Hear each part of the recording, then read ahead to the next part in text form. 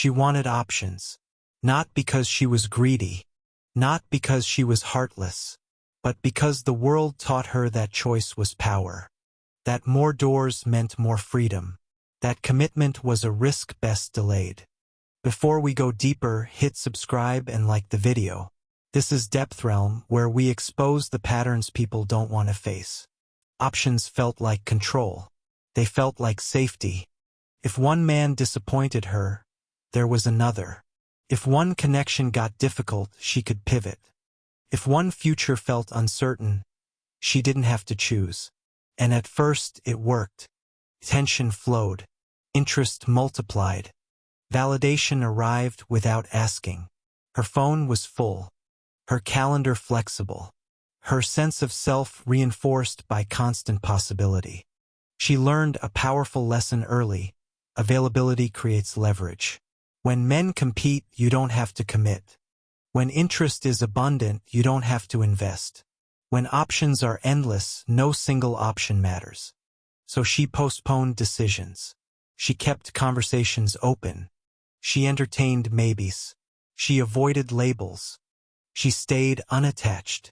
Not because she didn't want love, but because she didn't want limits. And no one warned her that limits are what turn interest into intention.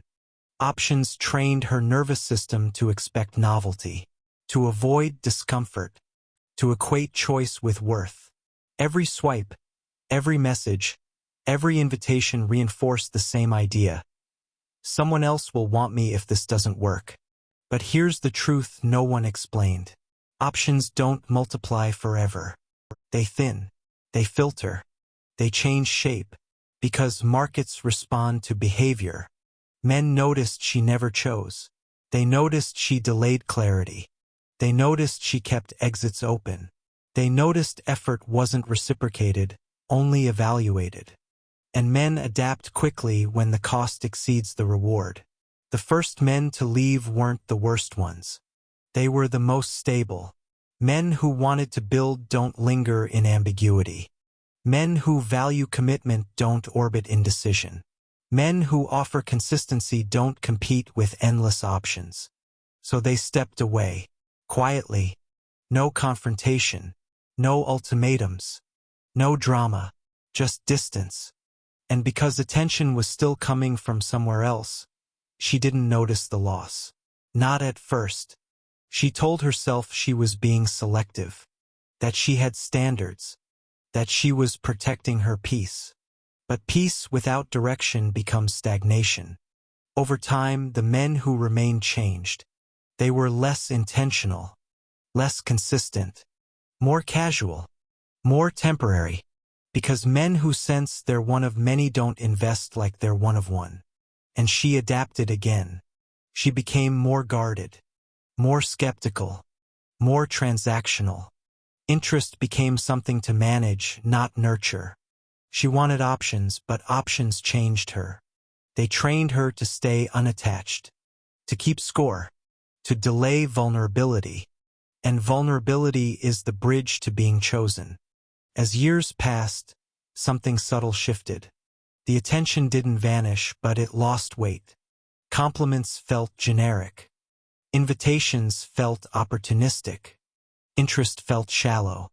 And for the first time, she felt unseen in a room full of eyes. Because attention isn't desire. And desire isn't commitment. Options provide attention. Commitment requires prioritization. She wanted to be chosen, but she never chose. And the market noticed. Men with leverage don't chase optional women. They select aligned ones. By the time she felt ready to settle, the terms had changed.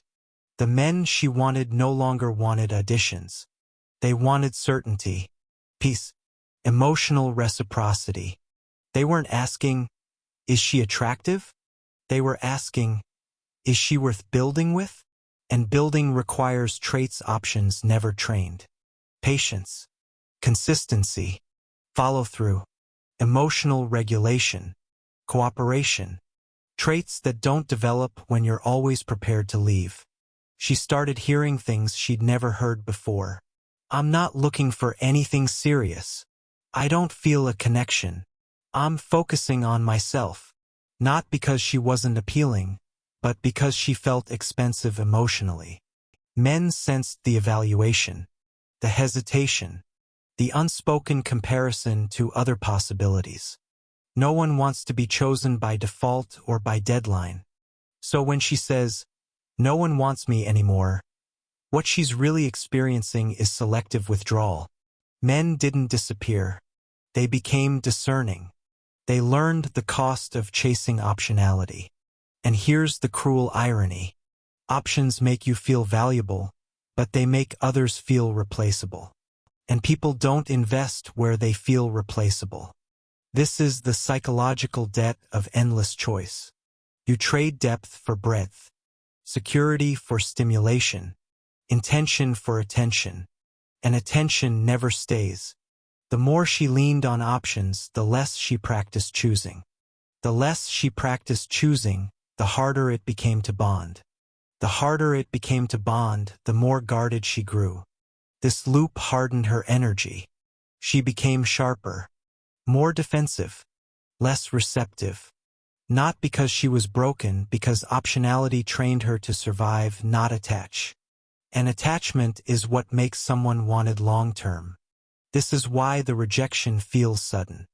One day, she's surrounded by interest. The next, she feels invisible to the men she wants. Not because men became cruel, but because desire has standards options don't meet. Desire looks for ease, for warmth, for emotional safety, and someone who never chooses feels risky. Here's the part no one prepares her for. Men don't fear confident women. They fear uncertain investments. A woman with endless options but no direction feels unstable. Even if she's accomplished, attractive, and intelligent. Stability isn't boring. It's rare. And rarity attracts. By the time she recognized this, her habits were set. She still approached dating like a marketplace. Still measured interest. Still delayed commitment. Still kept exits visible. But the men who would have stayed no longer responded to that energy. They wanted to be selected, not sampled. And suddenly the power flipped. She felt the pressure she once applied. She felt the silence she once created. She felt the distance she once normalized.